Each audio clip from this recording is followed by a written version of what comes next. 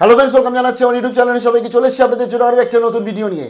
আমি আপনাদেরকে কলকাতা হাইকোর্টে যখন আমাদের অনারেবল ডিভিশন বেঞ্চ অর্থাৎ জাস্টিস সৌমেন সেনের অধীনস্থ যে ডিভিশন বেঞ্চে যখন আজকে আমাদের সিঙ্গেল বেঞ্চের রায়কে বহাল রাখা হয়েছিল এবং যে আপডেটটা এসেছিল শেয়ার করেছিলাম, তার সাথে আমি এটাও জানিয়ে দিয়েছিলাম যে এই যে ডিভিশন বেঞ্চের রায় এটা কিন্তু চ্যালেঞ্জ হতে চলেছে, এমনটাই কিন্তু পিটিশনারের অ্যাডভোকেটরা আমাদেরকে জানিয়েছিল। ফাইনালি চলে এসছে আপডেট। আজকের এই মামলার রেসপেক্টে চ্যালেঞ্জ করা হয়েছে, অর্থাৎ আমাদের যে কলকাতা হাইকোর্টের অনারেবল ডিভিশন বেঞ্চের যে জাজমেন্ট, জাস্টিস সৌমেন সেনের যে জাজমেন্ট তার ডিভিশন বেঞ্চে, সেটাকে চ্যালেঞ্জ করে কিছুক্ষণ আগেই সুপ্রিম কোর্টে একটি স্পেশাল লিভ পিটিশন বা এসএলপি দায়ের করা হয়ে গেছে। জানিয়ে দিই আপনাদের যে এই এসএলপির হিয়ারিং হতে চলেছে আগামী সপ্তাহে। আগামী সপ্তাহে যখনই এটা লিস্টেড হয়ে যাবে আমি নিশ্চয়ই শেয়ার করে দেবো, তার জন্য সঙ্গে থাকতে হবে। এসএলপিটা যেটা করা হয়েছে মূলত কী কী কারণে করা হয়েছে এবং স্টুডেন্টসরা বিশেষ করে বা যারা বিশেষ করে চাকরি প্রার্থী তাদের আলাদা আলাদা ডিমান্ডগুলোও চলে আসছে। যেমন প্রথমত এটা এসএলপিটা যেটা করা হয়েছে এটা সুপ্রিম কোর্টে করা হয়েছে, যেটা খুবই গুরুত্বপূর্ণ এবং সুপ্রিম কোর্টে তো ডাইরেক্টলি এসএলপি এরকমভাবে করা যাবে না। সিঙ্গেল বেঞ্চ, ডিভিশন বেঞ্চ, দেন সুপ্রিম কোর্ট, কতগুলো প্রসেস আছে সেই প্রসেসে যেতে হবে। তো এবং সেই রেসপেক্টে এসএলপির ফার্স্ট অফ অল যে কারণটা সেটা 2016 এবং 2025কে একসাথে পরীক্ষা দেওয়া হচ্ছে। দ্বিতীয়ত 10 নম্বর এক্সট্রা কেন দেওয়া হবে যারা 2016 ক্যান্ডিডেট আছে। 3 নম্বর যেটা 45% এবং 50% নম্বরের যে তফাৎটা রয়েছে। 4 নম্বর যেটা রয়েছে সেটা হচ্ছে আপনার এজ রিল্যাক্সেশন, এবং এই সমস্ত কটা কারণই রয়েছে। তার সাথে জানিয়ে দিই যারা স্পেশাল এডুকেশনে বিএড করেছে তাদেরও তো হাইকোর্টে মামলা চলছে, কারণ স্পেশাল এডুকেশনে বিএড আগে ছিল 2016 সালে, কিন্তু বর্তমানে তাদের বসতে পারছে না, তো সেই রেসপেক্টও তো সেপারেট চলছে। তো এই সমস্ত কিছু যে বক্তব্যগুলো আসছে ফাইনালি সুপ্রিম কোর্টে শোনা হবে।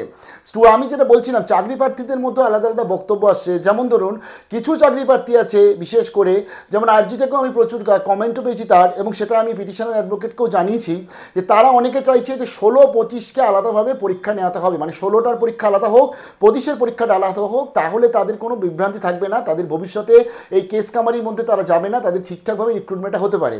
আবার কিছু স্টুডেন্টস আছে যারা আমরা আরজিটাকে দর্শক আছে, তারা যেটা জানাচ্ছে যে এই 16-25-এর মধ্যে না গিয়ে শুধুমাত্র 10 নম্বরটার উপর কনসার্ন করতে হবে, এবং 10 নম্বরটা কি বলতে হবে যে কেন 10 নম্বরটা এক্সট্রা দেওয়া হচ্ছে। এবং তার সাথে আবার কিছু এরকমও আছে তারা যারা জানাচ্ছে যে তারা এক্সামিনেশন ছাড়াই কিন্তু টোটালি রিক্রুটমেন্টটা কমপ্লিট করতে চায়, এবং তাদের কিন্তু পরীক্ষা ছাড়াই তারা আবার চাকরিতে পুনর্বহাল হতে চায়। তো তার ফলে এই যে আলাদা আলাদা ধরতে গেলে অনেক স্টুডেন্টসদের বক্তব্যও চলে আসছে। ফাইনালি সুপ্রিম কোর্টে টোটাল জিনিসটা বলা হবে, সুপ্রিম কোর্ট কী রায় দেয় সেটা আমরা দেখে নেব।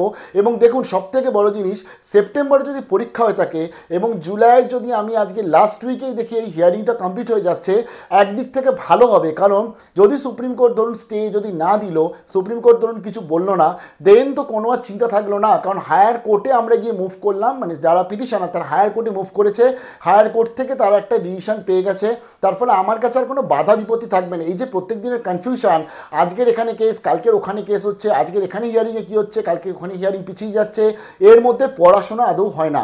তাই পড়াশোনাটার জন্য বিশেষ করে এই কেসগুলো হয়ে যাওয়া খুব ভালো, যত তাড়াতাড়ি মিটে যাওয়া ভালো।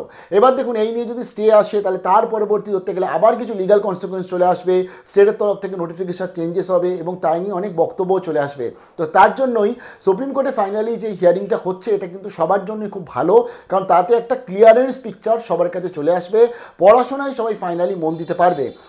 এর হিয়ারিংয়ের যে আপডেটটা তোমাদেরকে নিশ্চয়ই শেয়ার করে দেবো, বাট যতক্ষণ না অবধি কোনো রকম কোনো সুপ্রিম কোর্টে স্টে বা কোনো রকম কোনো মডিফিকেশান বা কোনো রকম কোনো জাজমেন্ট আসছে, বা সেপ্টেম্বরে যে পরীক্ষা হবে না, বা ডিসেম্বরের মধ্যে প্যানেলটা কমপ্লিট করতে পারবে কি পারবে না, বা সেটাকে এক্সটেন্ড করা হলো কি না, এই কোনো কিছু যতক্ষণ অবধি আসছে, পরীক্ষা তো আপনাদের হচ্ছেই সেপ্টেম্বরে, তাই পড়াশোনাটা প্লিজ সবাই মিলে করতে থাকুন।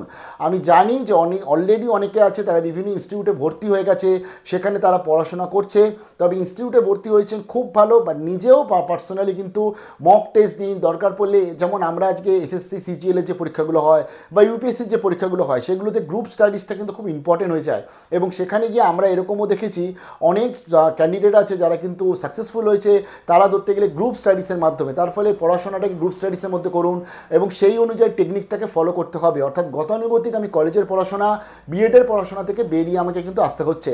আর এডিটের অপশান কিন্তু স্টেট দেবে না, এখন অবধি তার কোনো আপডেট নেই। পরবর্তী যদি কিছু আসে নিশ্চয়ই শেয়ার করব। আর যারা যারা সাইবার ক্যাফেতে গিয়ে ভুল করে ফর্ম ফিল আপ করে ফেলেছো, আমি এটাই বলবো যে তোমরা একটু রিকোয়েস্ট করো, জানাও, আমরাও রিকোয়েস্ট করছি। বাট যেহেতু নোটিফিকেশানে রয়েছে তাই সেখানে এডিট অপশান নাও দিতে পারে। বাট যদি এই নোটিফিকেশান বা গেজেটটা বাতিলই হয়ে যায় তাহলে তো পুরো জিনিসটা ধরতে গেলে আমরা একদম জিরোতে ফিরে চলে আসবো। আশা করছি বাতিল যেন না হয় পুরোটা, বাট জানি না আমরা আলটিমেটলি সুপ্রিম কোর্ট কী বলবে। হিয়ারিংয়ের টোটাল আপডেট শেয়ার করবো। Stay tuned with RG Tech।